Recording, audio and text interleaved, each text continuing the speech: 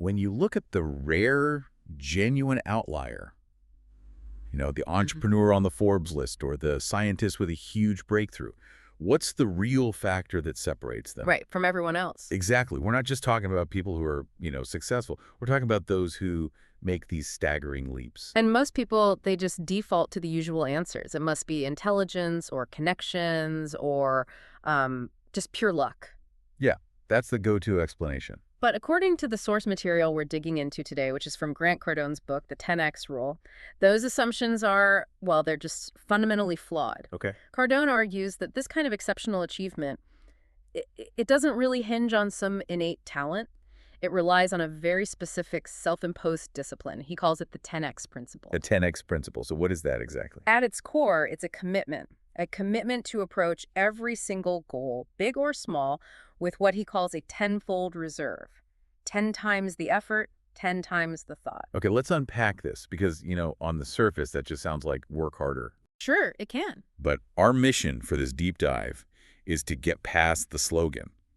We need to dissect the two big parts of this. Yeah. The way you have to think and the sheer amount of action you have to take. And crucially, why taking what most people consider normal action is actually the most dangerous trap of all. The thing that guarantees you stay right where you are. Exactly.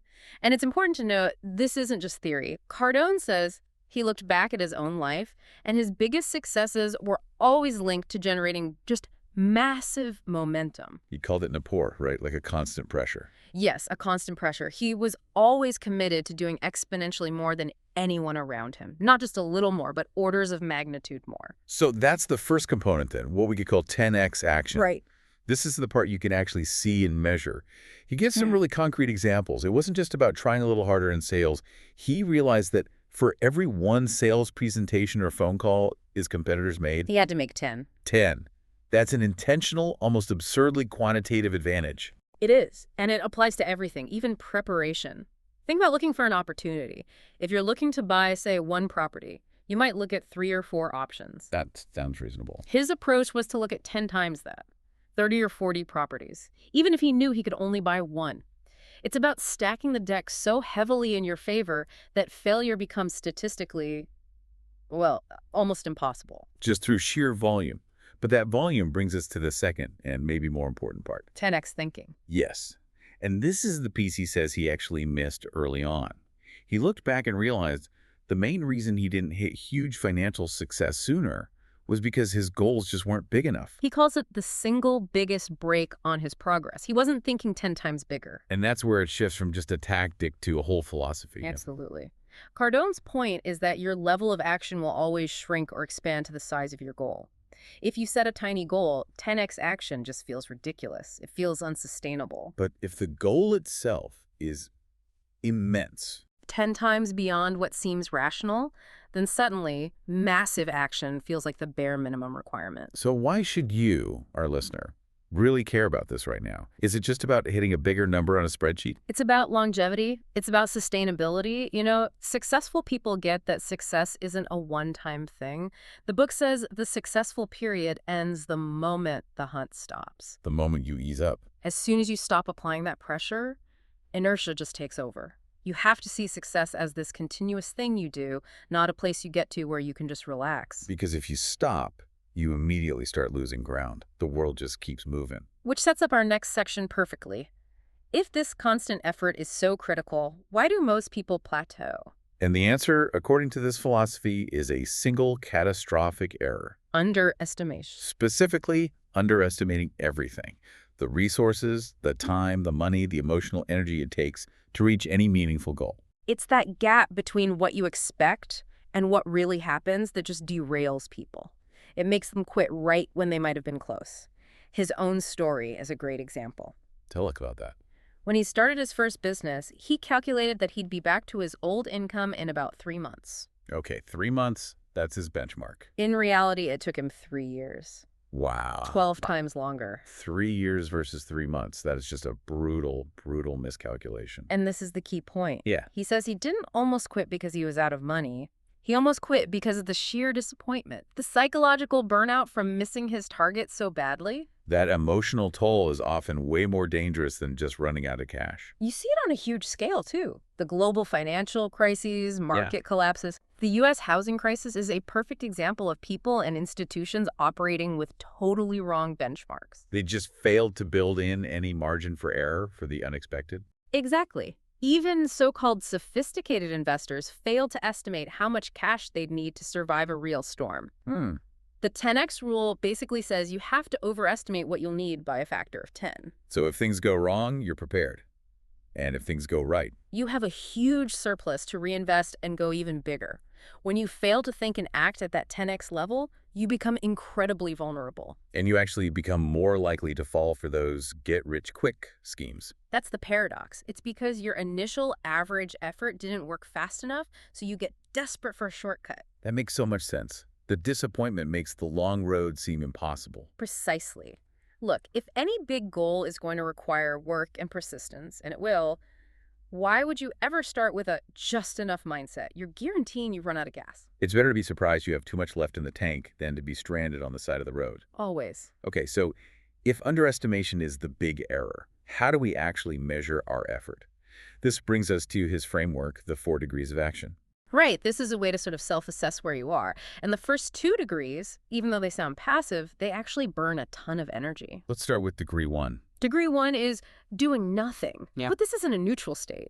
It takes energy to stay stagnant. It shows up as boredom, complacency. And A justify. huge amount of energy goes into justifying, explaining why you missed the promotion, why the business isn't growing. Okay, then what's degree 2? Degree 2 is retreating. Now, this is basically acting in reverse. You're actively avoiding things. People do this out of a fear of success or fear of repeating some past failure. And that avoidance, that takes work. A lot more work than you'd think. It's the person who decides they'll never invest again because the market burned them once. Or they'll stay single because most marriages fail.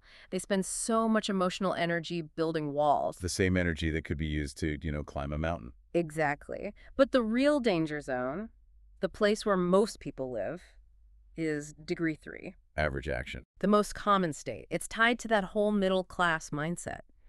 And it's so dangerous because it feels safe. It feels normal and acceptable. That's its trap. That's its insidious power, yes. Average action gets you average results. But here's the problem. When a challenge hits, an economic downturn, a new competitor average action leaves you completely fragile. You have no buffer, no reserves. And none. You're just waiting to get knocked off course. It's really just a slower way of retreating because the world requires massive action just to stay in the same place. Which means the only real option for growth is degree 4.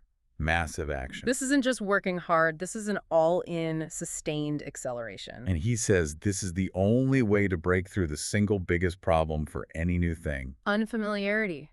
Obscurity. You have to make so much noise that the market has no choice but to notice you. Cardone's own story here is pretty powerful. He was struggling, basically looking for an excuse to quit his company. And then he just committed. He forced himself to do 20 or 30 sales calls a day instead of the 2 or 3 he was doing before. And the results. He says they began immediately. Wow.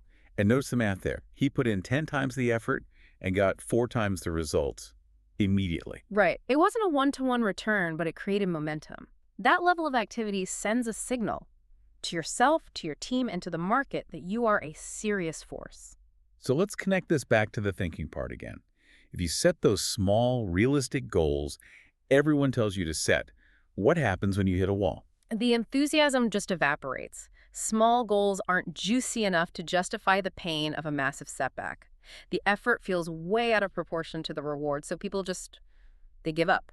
So setting unrealistic goals is actually the more practical approach. That's the argument. That's what becomes the engine. His method is simple. Write your goals down, but make them 10 times bigger than you were planning. And you write them as if they've already happened. As if they're already achieved. So instead of, I want to save more money, it's, my net worth is over $100 million. That huge, almost absurd goal forces your brain to come up with strategies that are just on a different level. Okay, but let's talk about something that might make people uncomfortable. He says to aim for domination, not competition. For someone just starting out, that can sound impossible, arrogant even. It can sound that way, but the way he frames it is different. Competition, he says, is limiting. When you're competing, you're always looking sideways at what the other guy is doing. You're just reacting. Your creativity is capped by the current standard. But when you aim to dominate, you have to set your own standard. You get to define the entire category. So it's less about crushing your rivals and more about making their efforts look, well, irrelevant by comparison. Exactly. You want to be the one setting the pace, so they have to react to you. With 10x action, the competition just can't keep up with your sheer output and visibility. The activity itself creates the distance. And the outcome of all this massive action is something most people try to avoid. New problems. But these are the good kind of problems. Yes. Massive action guarantees new problems, which are the clearest sign of growth. You're suddenly dealing with too many customers, or your servers are overloaded, or you need to hire 50 people.